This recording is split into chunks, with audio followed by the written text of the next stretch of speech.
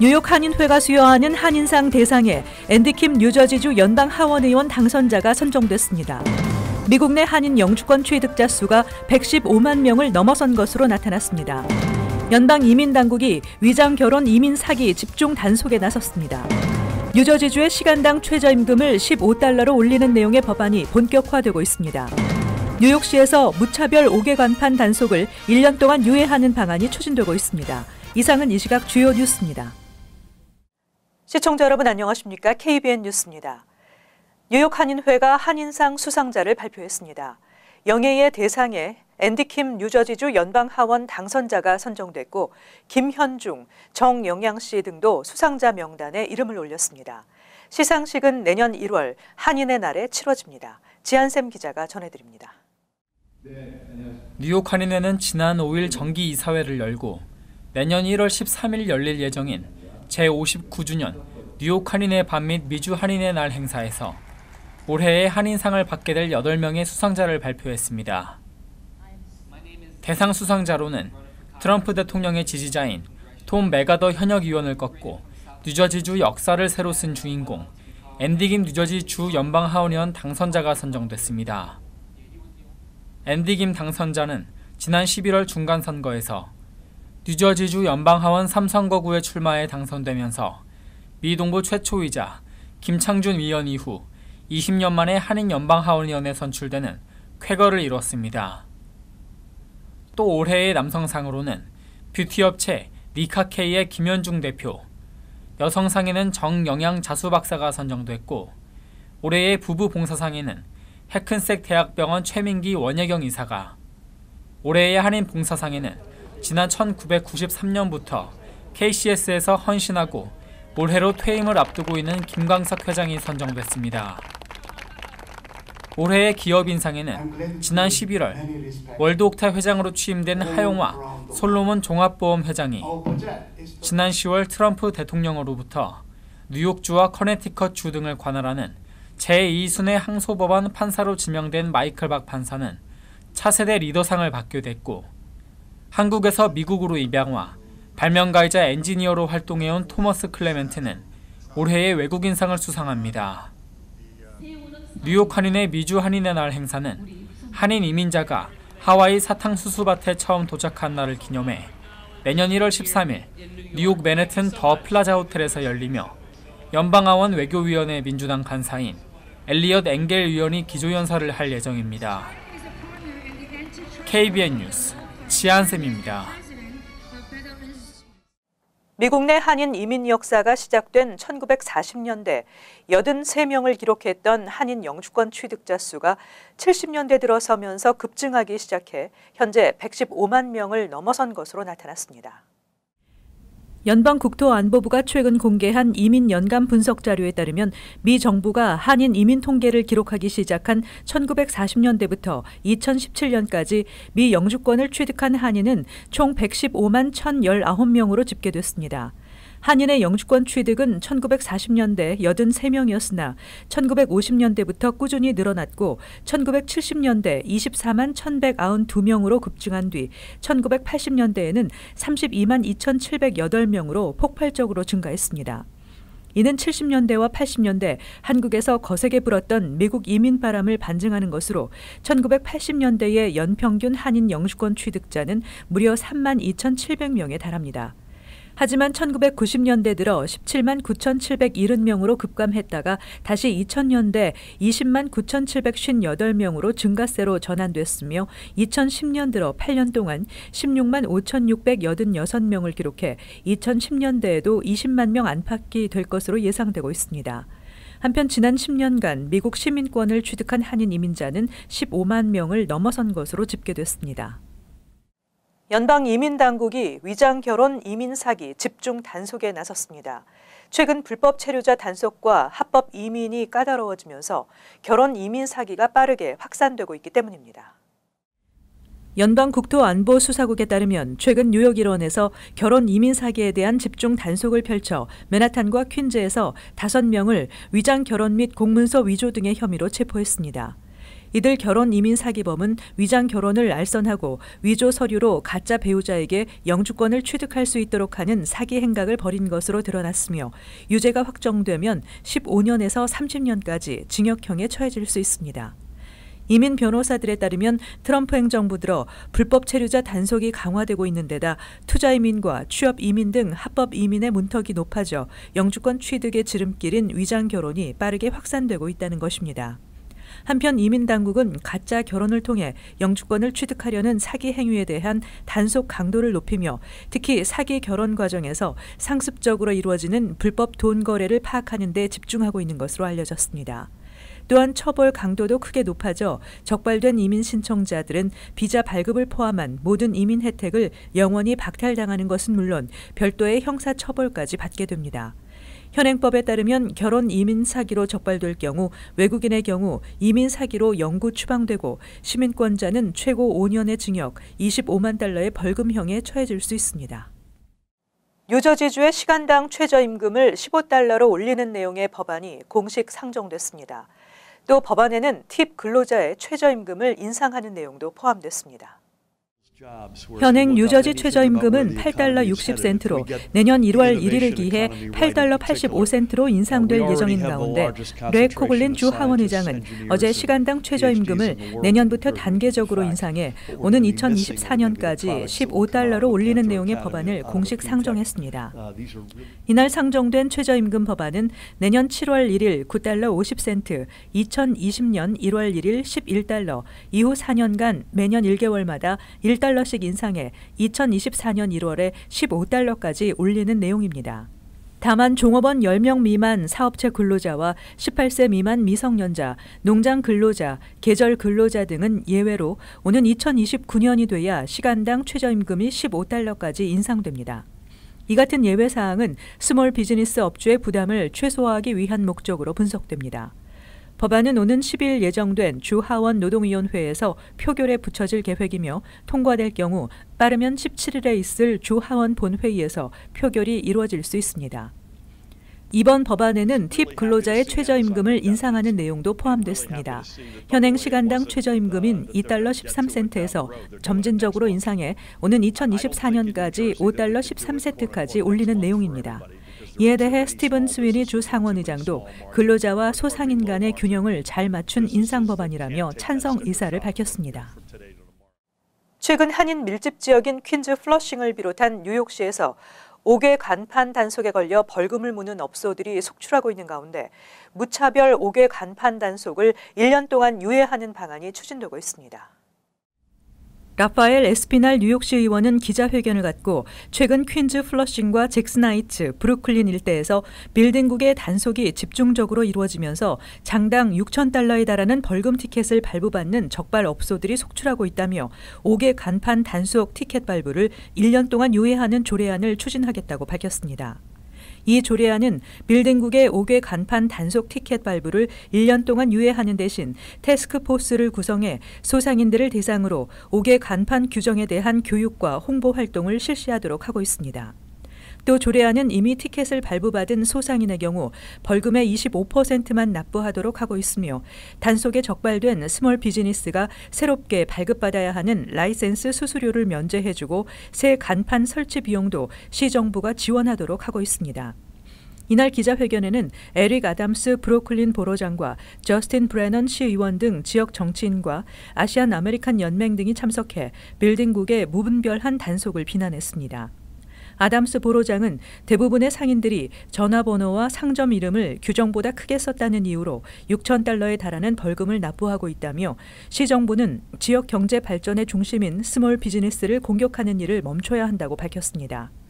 한편 시 빌딩국 관계자는 불법적으로 설치된 간판으로부터 시민의 안전을 보호하기 위해서는 5개 간판 규정은 반드시 필요하다고 강조했습니다. 연방항소법원이 뉴저지주가 엄격한 총기 규제법을 유지하며 지난 6월부터 발효시킨 대용량 탄창의 권총 사용을 금지하는 총기 규제법은 헌법에 합치한다는 판결을 내렸습니다. 필 머피 뉴저지 주지사가 입법시킨 총기 규제 패키지는 지난 1990년 이후 최대 15발이었던 권총 탄창 용량 상한선을 10발로 낮추도록 하는 내용이 포함돼 올해부터 시행되고 있습니다. 전국 총기협회 등은 이 법이 총기 소유의 자유를 보장한 수정헌법 2조를 위배했다며 시행 중지 가처분 소송을 제기했지만 1심에서 패소한 바 있습니다. 이어 5일 열린 항소심 심리에서도 연방 제3순회 항소법원 합의부는 권총 탄창의 최대 장전 용량을 10발로 제한한 뉴저지 법은 위헌이라고 볼 수 없다는 1심 판결을 유지했습니다. 이날 판결문에서 이 법은 공공안전이라는 주정부의 관심사와 자신을 지키려는 개인의 권리 사이에서 균형을 이루고 있다며 원고 측의 요청을 기각했습니다. 또 새 법이 합법적으로 소지할 수 있는 총기, 탄창, 탄환의 수량에 제한을 둔 것이 아니기 때문에 수정헌법 2조를 침해한 것으로 볼 수 없다고 밝혔습니다. 현재 뉴저지주 외에 7개 주와 워싱턴 DC 그리고 일부 도시에서 유사한 법 조례를 시행하고 있습니다. 한편 뉴저지 소총 권총 클럽 연합은 미국인이 소유하고 있는 133종의 탄창 가운데 절반가량이 10발을 초과하는 장전 용량이라며 대법원에 상고할 것이라고 밝혔습니다. 여러 지역에서 시도 때도 없이 걸려오는 로보콜. 요즘은 컴퓨터를 이용해 무작위로 텔레마케팅 전화를 발신하는 로보콜이 급증하고 있습니다. 연방정부가 로보콜의 피해를 원천 봉쇄하기 위해 주요 통신사들에 대한 단속을 시행합니다. 캘리포니아주 연방상원 다이안 파인스타인 의원 등은 통신 가입자들에게 무차별적으로 걸려오는 불법 광고 자동 발신 전화인 로보콜을 차단하기 위한 리얼피스 법안을 상정했습니다. 리얼피스 법안은 로보콜 차단에 나서야 하는 통신사들이 수익을 목적으로 이를 방관하고 있는지 여부를 연방거래위원회가 집중 단속하도록 하는 것입니다.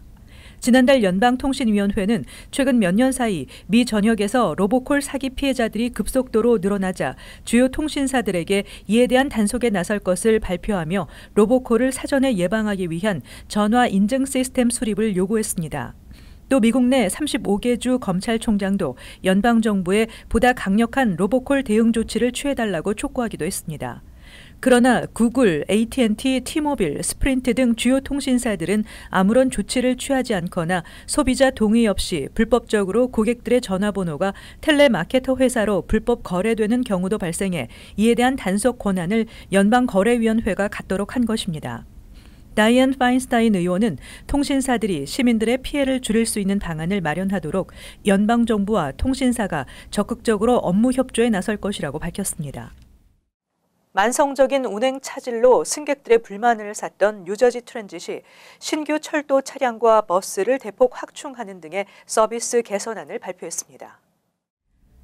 필 머피 주지사는 뉴저지 트랜짓의 열차와 버스가 부족해 승객들이 큰 불편을 겪고 있다며 철도 차량 113량을 구입하고 45인승 버스도 182대를 새롭게 확충할 계획이라고 밝혔습니다. 또 연말까지 모든 열차에 비상 제어 장치 PTC를 장착할 수 있을 것이라고 말했습니다. 뉴저지 트랜짓은 연방정부가 올해 안으로 트랜짓의 모든 열차에 PTC 설비가 장착되지 않을 경우 내년 1월부터 맨하탄 펜스테이션과 허드슨 리버 터널 사용을 불허하겠다는 방침을 밝힌 데 따라 지난 10월부터 5개 노선의 열차 18대의 운행을 중단하고 PTC 설치 작업을 진행 중입니다. 또 트랜짓은 기관사 대폭 충원, 열차 지연이나 취소 시 모바일 어플리케이션이나 소셜미디어를 통한 공지 확대, 스마트폰을 통한 승차권 구입 서비스 확대 등을 통해 그동안 승객들의 불만을 샀던 운행 차질 문제를 개선하겠다는 계획도 밝혔습니다.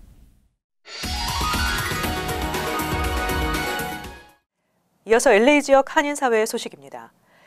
오늘 아침부터 쏟아진 폭우에 LA 한인타운 곳곳이 물바다가 됐습니다. 도로는 침수되고 심지어 가정집에서도 물이 샜습니다.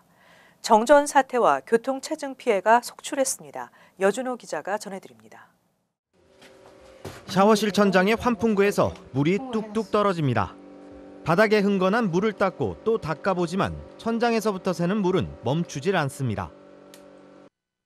아침 일어나서부터 계속 지금까지 오후까지 계속 떨어지고 있는 거예요. 바닥도 다 젖어 있고 이 앞에 이거 수건 깔린 것도 다 젖어가지고 다 걷어내고. 오늘 아침 내린 폭우에 한인타운 곳곳이 물바다로 변했습니다. 주차장 파이프라인에선 물이 폭포수같이 쏟아졌고 집중호우에 일부 건물은 역류 현상으로 침수 피해를 보기도 했습니다. 도로 사정은 더했습니다. 갑자기 퍼부은 빗물에 물난리가 나고 출근길은 말 그대로 교통지옥이었습니다. 정전사태 등 사고 소식까지 잇따르면서 당국도 안전사고에 대비해 줄 것을 당부했습니다. We want to make sure that people are taking safety precautions, preparing an emergency supply kit within their home. And that can include food, water, medicine, a flashlight, even a battery-powered radio, rain gear, first aid supplies for not only you, but your animals as well. 오늘 아침 버뱅크 공항에선 착륙하던 사우스웨스트 항공기가 빗길에 미끄러지는 사고가 발생하면서 공항의 모든 항공편이 취소되기도 했습니다. MBC 뉴스 여준호입니다. 올 한 해 동안 미국에서 한류 전파에 기여한 단체들을 격려하는 다리 어워드 시상식이 LA에서 개최됐습니다. LA 한국문화원과 한국콘텐츠진흥원이 주최하는 제14회 다리 어워드에서는 K-팝과 한국 영화 그리고 K-뷰티 등 다양한 한국 문화 콘텐츠의 우수성을 국내 시장에 알린 단체들로 LA타임즈와 아시안 월드 필름 페스티벌 그리고 스타일, 코리안 등 3개의 기업이 선정됐습니다. We have one of the largest Korean populations of anywhere in the country, and so it's part of our job to report on and reflect the culture that's here in Los Angeles. The strong movies that we have nearly every year from Korea. Korea should have won, if I go back in history, should have won at least 3 Oscars. They didn't even have the nomination. 수상자들은 주류 사회에서 한류에 대한 수요가 점점 높아지고 있는 만큼 앞으로도 한국과 미국 문화 산업의 가교 역할을 할 것을 다짐했습니다. 이어서 간추린 소식입니다. 캐나다 토론토 이토비코 종합예술고등학교 벽에 6년 동안 자리 잡고 있던 우길기가 학생들의 노력으로 지워지게 됐습니다. 우길기는 예술제 연극을 위해 그려졌던 것으로 아직까지 교실 복도에 남아 있었는데 그동안 이 학교에 다니는 강민서 양과 중국, 필리핀계 학생들은 지속적으로 학교에 항의를 해왔습니다.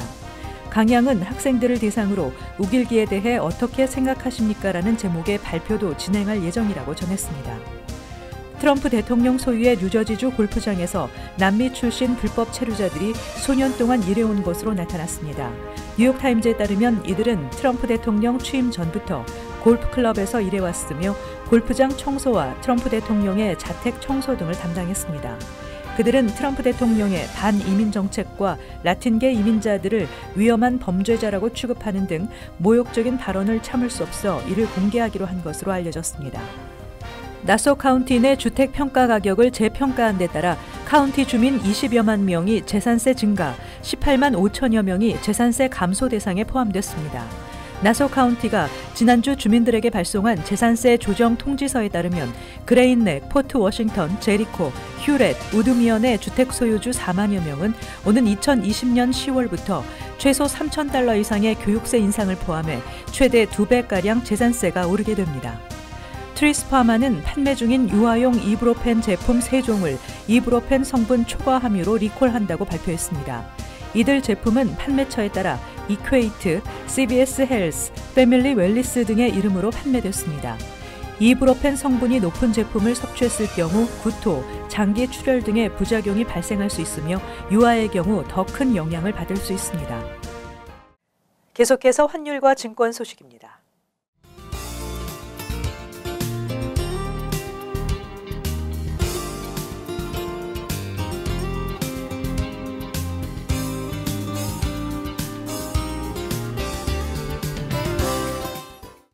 끝으로 날씨 전해드립니다.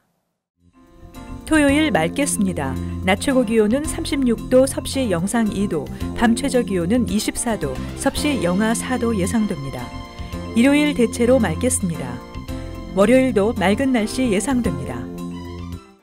이상으로 KBN 뉴스를 마칩니다. 즐거운 주말 되시기 바랍니다.